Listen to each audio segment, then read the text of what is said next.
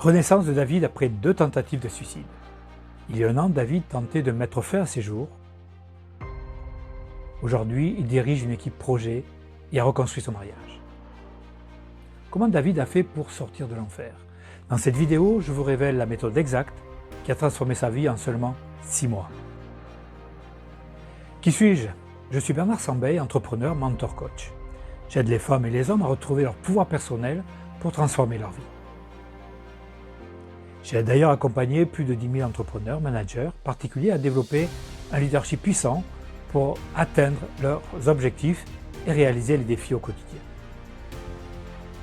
Au bord du gouffre, l'histoire de David. Imaginez un instant David au chômage depuis 18 mois, au bord du divorce après une 2e tentative de suicide. Sa vie ne tenait qu'un fil, une descente aux enfers sans fin apparent. Le burn-out l'avait complètement broyé, lui arrachant toute énergie, toute espérance. Il avait tout essayé, consultation chez un psychologue, sport, yoga, et rien n'y faisait. David était au bout du rouleau, perdu dans un tunnel sombre, sans issue. Espoir, la rencontre qui a tout changé. Un ami, Christophe, ayant lui-même vécu une transformation incroyable, grâce à mon coaching, lui a fortement conseillé de me contacter. Christophe, responsable maintenance dans une usine pharmaceutique de 800 personnes, avait développé un leadership inspirant, cohésion et performance au sein de son équipe. C'était l'étincelle d'espoir dont David avait désespérément besoin. Le défi, reconstruire une vie brisée. L'objectif était ambitieux, retrouver une stabilité émotionnelle, professionnelle et à la fois familiale. Remédier au burn-out profond, retrouver un emploi et sauver son mariage, autant de montagnes à gravir pour David. Les doutes l'envahissaient. Trouverait-il enfin quelqu'un à l'écoute sans jugement, capable de le guider hors de ce cauchemar? La confiance était rompue. Il avait peur de s'investir de nouveau. La méthode RPHF2. Dès la première séance, nous avons utilisé la puissance méthode RPHF2. R comme respiration, apprendre la respiration pour relâcher les tensions. P comme physiologie, libérer les émotions toxiques de peine, de colère, de dégoût, de peur. Nous avons utilisé 3 exercices. L'exercice du tigre pour libérer en quelques minutes la pression interne. L'exercice de l'ancrage pour capitaliser une confiance puissante en soi.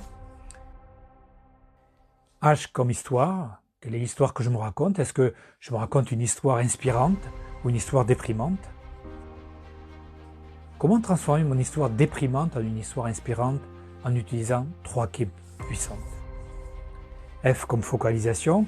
Comment accéder à nos ressources internes en changeant notre focus, nos pensées, nos croyances, nos sentiments dans notre vie? Et F comme facette. Quelle est la facette intérieure troublée, dévastée, qui appelle à l'aide dans cette situation? Et dans le cas de David, c'était son enfant intérieur qui exprimait une souffrance du passé. David a sécurisé, harmonisé cette partie de lui en utilisant les clés de la transformation intérieure pour guérir cette facette d'enfant blessé, transformer la situation du passé actuel en message de vie porteur de sens et de force. Et David a pris conscience des mécanismes qui l'avaient conduit à se saboter face aux difficultés. Derrière les obstacles difficiles à surmonter se trouvaient des enseignements pour son évolution personnelle et professionnelle.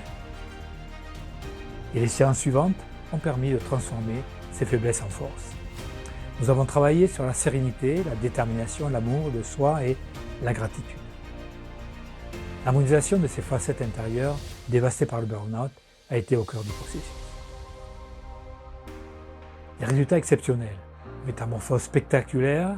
Après seulement 3 séances, David a retrouvé son dynamisme et sa force intérieure. Il a pu se fixer de nouveaux objectifs clairs et réalistes. 3 mois après notre première rencontre, il décrochait un poste de responsable projet dans une entreprise d'électricité. Cerise sur le gâteau, sa relation avec Nelly, sa femme, s'est reconstruite. Le divorce a été donc évité. Il a retrouvé le bonheur de sa vie de famille. David avait non seulement surmonté son burn-out, mais il était devenu une toute nouvelle personne. Une nouvelle dynamique.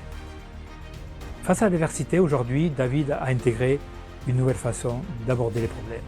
Face à l'adversité, il fait un stop, identifie ses émotions et ses besoins, décode le problème comme une opportunité, élabore un plan d'action pour trouver des solutions et il évalue ses résultats. Il a repris le contrôle de sa vie. Conclusion, David a transformé son burn-out en une opportunité de renaissance. La clé, prendre conscience de ses émotions, les libérer et développer une force intérieure inébranlable. Si comme David, vous vous sentez au pied du mur, sachez qu'une autre vie est possible. Si vous souhaitez vous aussi reprendre le contrôle de votre vie et transformer vos challenges en victoires, découvrez les clés pour libérer votre potentiel et atteindre vos objectifs. Même après un burn-out. Téléchargez gratuitement mon guide des 5 clés pour libérer votre puissance intérieure. Cliquez sur le lien ci-dessous.